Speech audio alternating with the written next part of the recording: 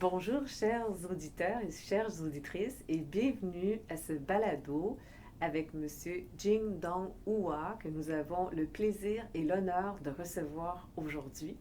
Alors, Monsieur Hua est le vice-président de ce qu'on appelle l'International Sustainability Standards Board, donc le Conseil international de durabilité des normes, si on peut dire, si on fait la traduction. Je vais vous lire. Alors aujourd'hui, le balado sera exclusivement en anglais parce que Monsieur Hua arrive des États-Unis, donc il faut lui donner le temps d'intégrer la langue française, mais il a accepté de tourner à ce balado avec nous. Il vient tout juste presque d'arriver au Canada, à Montréal. Et je procéderai en anglais avec l'entrevue. Je vais vous lire sa biographie en anglais, puis ensuite nous allons commencer les questions en anglais. Monsieur Hua pourra répondre en anglais aussi, bien sûr. Donc, Monsieur Hua, he is a former vice president and treasurer of the World Bank, where his responsibilities included green bond initiatives and sustainable finance capacity building programs. He also served as the administrator of the World Bank Group Pension Fund.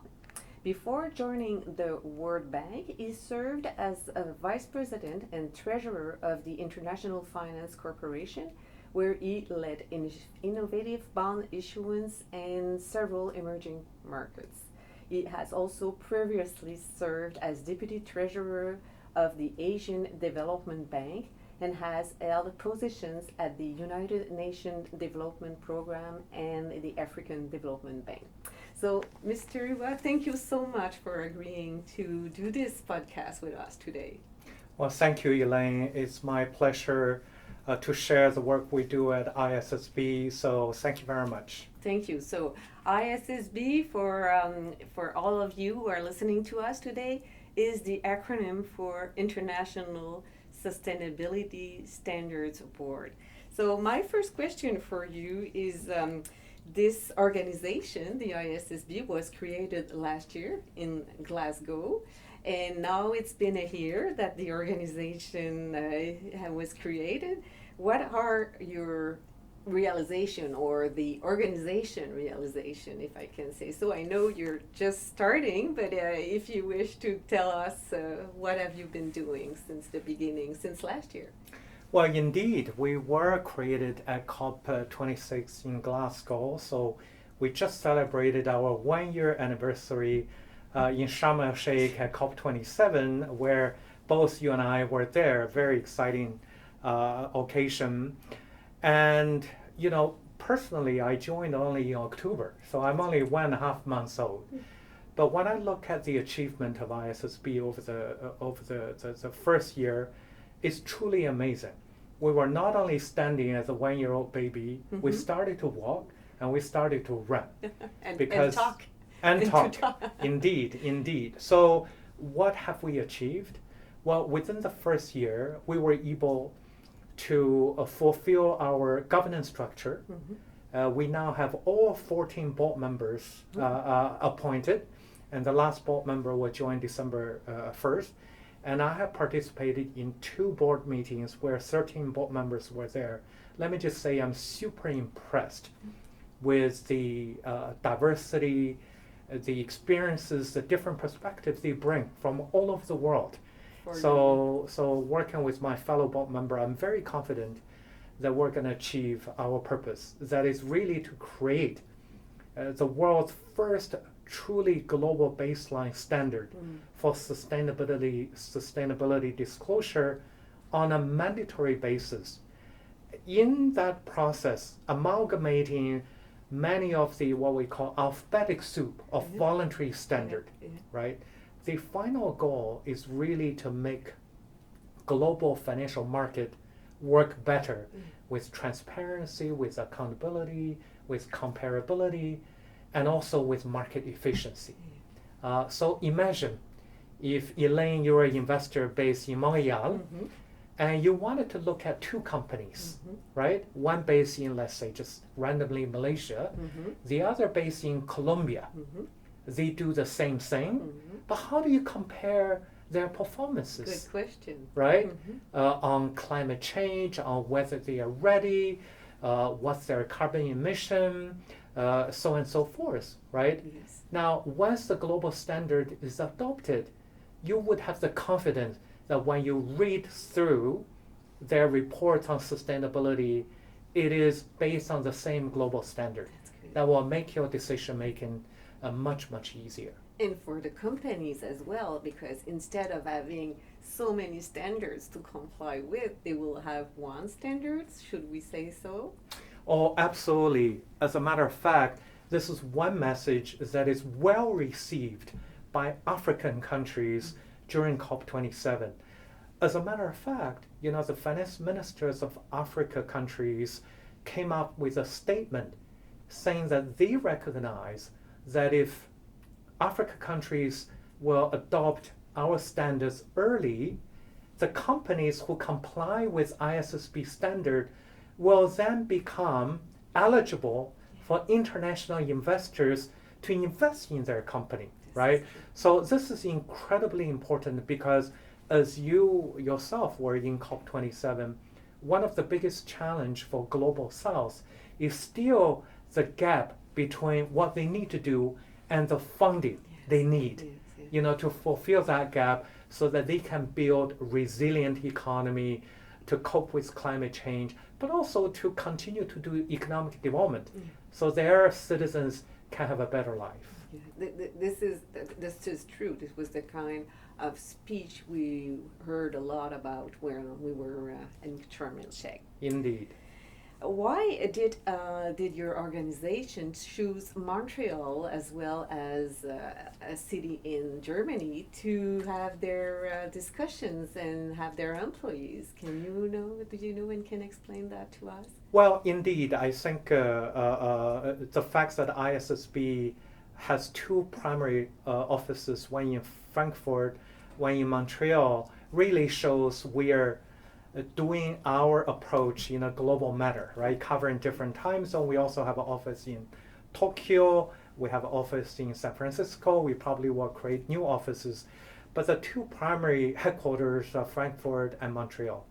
Now, personally, I think this is destiny because when you look back, the Montreal Protocol was one of the earliest sustainability global agreement, right? In terms of the ozone layer, and it was super successful, right? So I believe this is almost destiny. But of course, that said, the Canadian stakeholders built up a strong coalition in impressing the trustees of IFR's foundation, saying that Montreal is a perfect location because of the commitment of Canadian government, Quebec government, Montreal government, and also industry and businesses in committing, to support the objective of ISSB.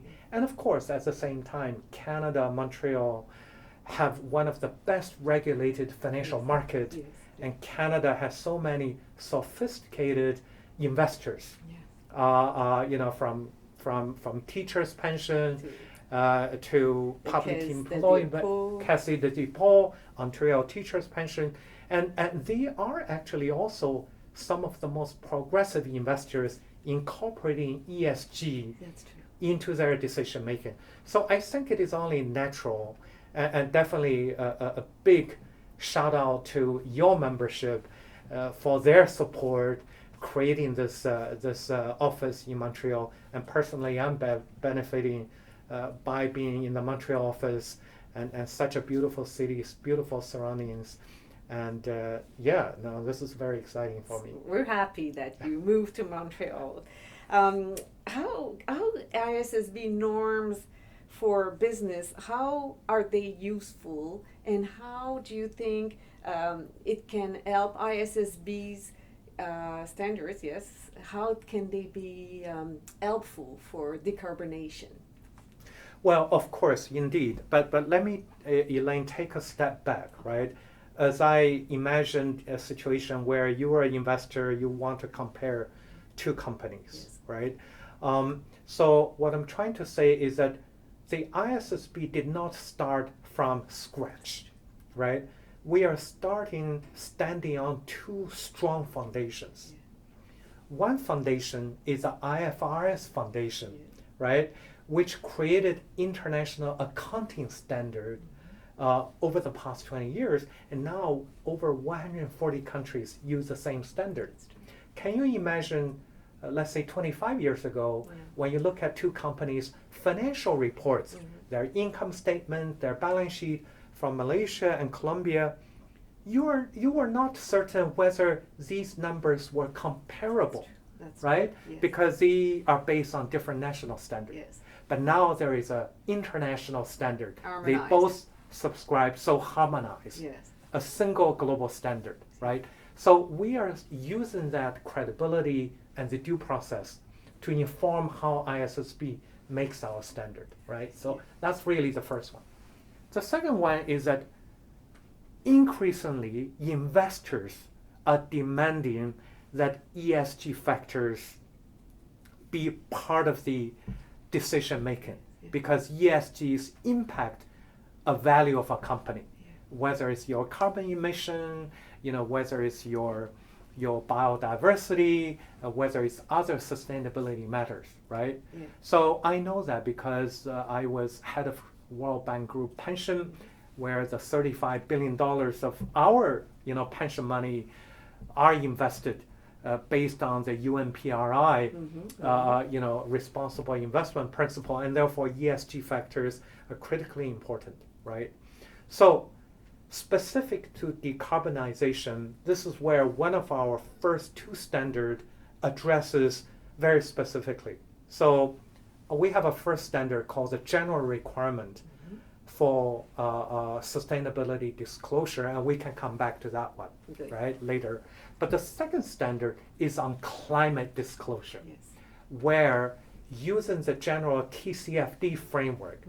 Maybe you can say what is the TCFD for those who don't know. Right, TCFD is a task force for financial disclosure. This is a G20 initiative calling on industries and companies, to disclose their climate-related activities, their carbon footprint, their net zero plan, their transition plan, so on and so forth, right? But that's a voluntary standard, right?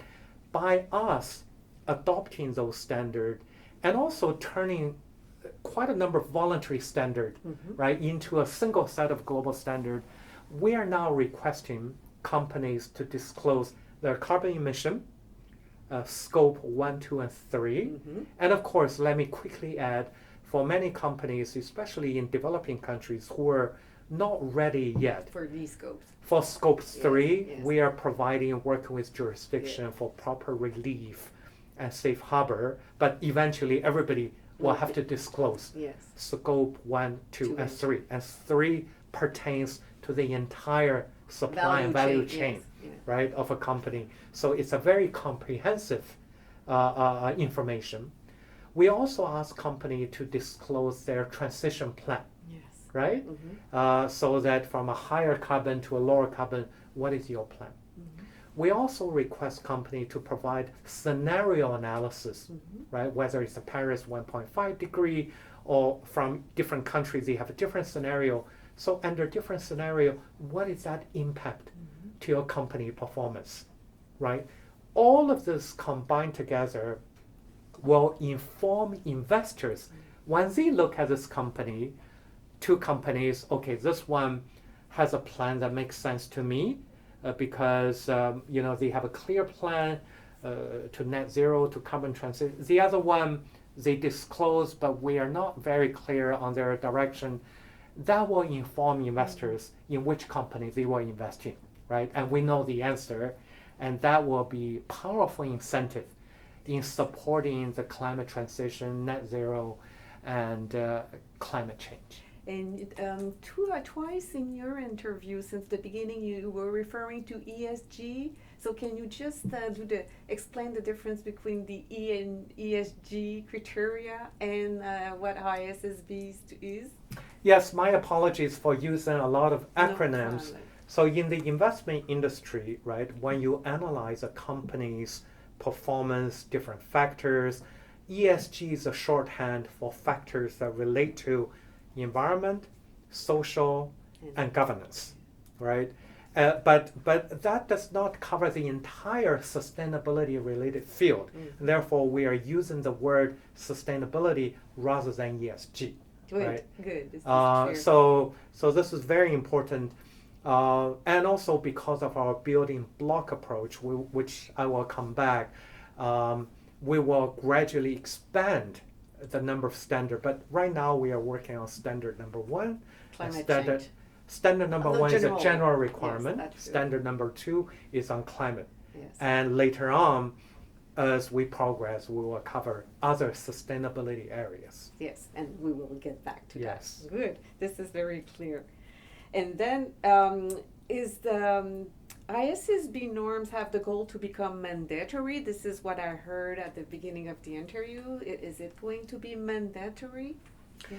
Yes, indeed. The ultimate goal is a mandatory adoption, but that decision is not for ISSB to make. It is for the national security regulator to make, the Okay. national jurisdiction. Now, part of our governing body is IOSCO. This is the International Association of Security Regulators, Yes. right?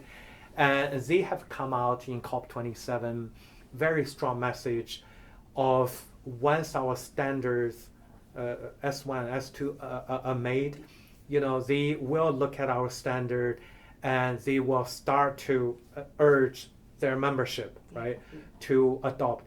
But also we embrace voluntary adoption for jurisdictions where they are not ready, but they have companies within that jurisdiction that are ready. As a matter of fact, in COP27, one of the big announcements we have made is the CDP, Climate Disclosure Project, right? They have announced that as soon as our S2 is finalized, in their next reporting cycle, S2, sorry, it's a climate change, yes, right? Yes. Their voluntary disclosure members, which are includes over 20,000 companies, That's many. they will align their reporting standard to our standard. Good. So that's voluntary, which is also very significant because they represent some of the major, companies in the world. But at the end of the day, it is the regulatory authority of each country that will say, okay, all of the listed companies in my country, we are ready to adopt ISSB standard. So it will become mandatory. Yes, and also their financial institution will require it. So that's true. It will become, and if it's not already the case, asking to be mandatory. Indeed, indeed. The ISSB norm on climate change is explicitly inspired by TCFD, as you said. So are you working, and I think you are, on a nature standard or any other environmental element, if I can say so? Yeah, well, the way that we have structured the creation of sustainability standard is that, first of all, we have a general standard. That is the S1, general requirement, right? So the general requirement says that companies will disclose any sustainability-related matters that would be material to the company's financial performance, future value, cash flow, so on and so forth, right? So even without a specific topic standard, which will come later, S1 already requires company. So therefore, let's take biodiversity as example. If biodiversity for a company is very material, right? Let's say because they are in the packaging industry, turning from plastic to paper-based, so it is biodegradable, or they consume a lot of water. And water is a natural resource. Or plants. Or plants, right? Or forest, or wood, so on and so forth. If it's a material part of it, even under the generic general requirement, they will have to disclose, right? Add to that is that because we have absorbed a number of legacy voluntary standards, like the CDSB and the SASB standard, right? We are asking from our first standard to refer to specific, let's say for CDSB, biodiversity and water-related disclosure already contained in that standard as reference how they should report it. Good. Right? Okay. And for industry-based, SASB has 77 different industry-based. Meanwhile, after the climate, we need to work on what would be the next one, yes. Right? So the S3. The S3, the S4, the S5. So what we are doing is that our staff are engaging in public consultation on what are the priority areas, right? So based on some initial feedback, of course, biodiversity, water are very high on the list, right? So I think because we are so busy working on S1, S2, sometime next year, once we finalize S1, S2, we will come into a process of a formal engagement, what we call agenda priorities, right? Through a public consultation. If at the end we determine, okay, S3, biodiversity is important, or it's actually part of the climate, or whatever form it is, we will be starting working on that and gradually build up the body of theme-specific standards. This is interesting what you just said, because in Egypt, while we were there was a lot of discussion with respect to the necessity maybe to integrate biodiversity in the climate change topic. So maybe we will see absolutely that that's an option, right? We'll see how it works. I cannot predict the future, but I think what was reflected at COP27 makes a lot of sense. Yes. So those are the questions that I had for you, but we also have more, I would say, some funny questions that we always ask to our invitees. So if you don't mind, I will ask you those 5 questions. Of course, with pleasure. And don't hesitate if you don't feel comfortable, just say you don't. So what is your favorite word in sustainable development vocabulary? Well, I have to say the word resilience, right? And that comes from my past experience working in international development, travel to over 100 countries, really have seen, tremendous hope, but also the challenge of how do we build resilience into our development plan, right? Making sure that what we do will be long-lasting, right?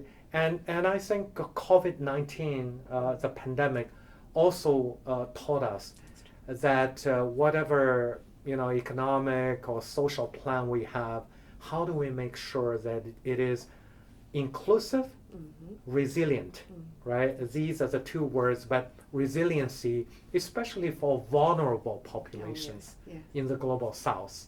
I think that's a key word that I would put as a priority. As a priority. Yeah. This is a nice one. And who do you admire the most in the sustainable development field? Someone who inspired you over the years? Well, let me mention 3 names, as a matter of fact, because there are so many. Let me mention a Canadian, a Chinese, and a French. Okay. Yeah. So the Canadian would be Mark Carney. Yes. Right. Yes. Because I'm a finance person, and I think what he did when he was governor of Bank of England, recognizing that climate change is a systemic risk to the financial architecture of the world, right? So we are all vulnerable. I think he played a key role in sensitizing, the world of finance, the world of investment. Yeah, I do agree. And because of his position as a leader in finance, that made a huge impact. So was the governor of Central Bank of China, Governor Zhou Xiaochuan, when he was governor, right? Working with Mark Carney from a developing country perspective, embracing green financing, embracing climate change, and in the Chinese landscape, really, helped to accelerate the recognition of sustainability, green financing, as an enabler of development rather than an impediment. So I think he also is someone I very much respect. The 3rd person is my chairman of ISSB, Emmanuel Faber. the fact that we have chosen a industry CEO because he was the chairman and CEO of Danone. This is a global conglomerate, a French but global conglomerate in agriculture, in beverage, in food, so on and so forth. They are a member of our organization as Voila. well. Yes. So, when he was chairman and CEO, he was one of the really early pioneers in terms of sustainability, impact, so on and so forth. I think having him leading the effort of ISSB is something that I feel very much motivated. So sorry for mentioning 3 people. No, it's because this is very inspiring. So I can understand why you chose this person. Yeah. On a scale of 1 to 10, where does Canada stand in terms of sustainable development? Well, I have to confess, I'm new to Canada. Yes. And also as a sovereign nation, I'm not in a position to give it a ranking. But when it comes to embracing and welcoming ISSB to Canada, on a scale of 1 to 10, I would give Canada 100. Oh, good. and also, I certainly would love for Canada to be one of the earliest adopters of ISSB standard, to be a role model for other countries in that process. I think it will. So what do you think Canada should be the proudest of when comes the time to think about sustainable development? Well, I know Canada itself is hosting COP15. Yes. Right? I think that's fantastic. It's a great occasion to show Canada's global leadership. From my previous position in the World Bank group and in Asian Bank, I know Canada has been one of the most the strongest supporter of multilateralism, of development, right? Of development agenda.